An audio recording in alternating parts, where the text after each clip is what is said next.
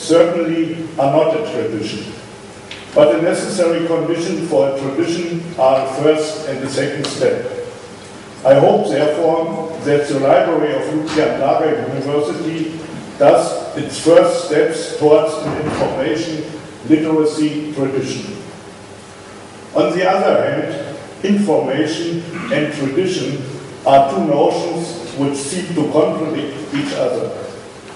Nowadays, all kinds of conveying information, the techniques of bringing over information, the ways of communication and the communication channels change so rapidly that it is hard to follow them. It is also nearly impossible to understand how powerful even very minimal kinds of information can be.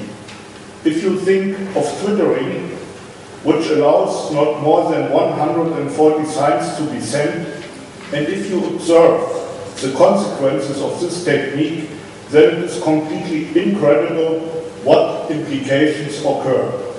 The huge demonstrations in the Middle East, Tunis, Egypt, Libya, which cause a political and social uproar all over the world. They are due to the very fast communication means which have been developed during the last month. All kinds of so-called social networks have their share on political and social changes. So we have a kind of very untraditional information. But information always existed in history, and at all times people were highly interested in obtaining it as fast as possible.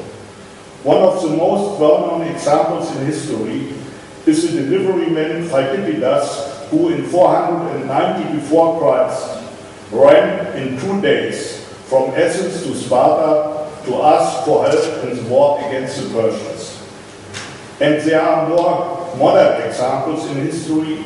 For instance, the daily mail services in the 15th century between northern Italy over the Alps to Germany and northern Europe up to the British Isles.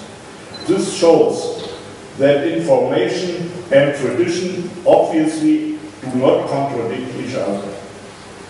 Nevertheless, we find ourselves in the beginning of a new information tradition.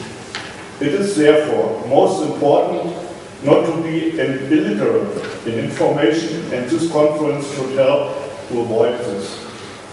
I welcome you, all of you, very cordially. I am especially glad that several distinguished guests from abroad take part. If you have not been in Sibiu before, you should not forget to have a tour through this wonderful city. Being appointed in 2007 as European Capital of Culture, it considerably recovered its ancient glamour. I thank Dr. Wolovic for her continuing initiative to work in this field. I also thank the Rector of Ludwig Lager University, Professor Dr. O'Brien, for supporting this conference. I wish you a successful symposium. Come again next year so that we can do together the next and third step in becoming information literate. Thank you very much.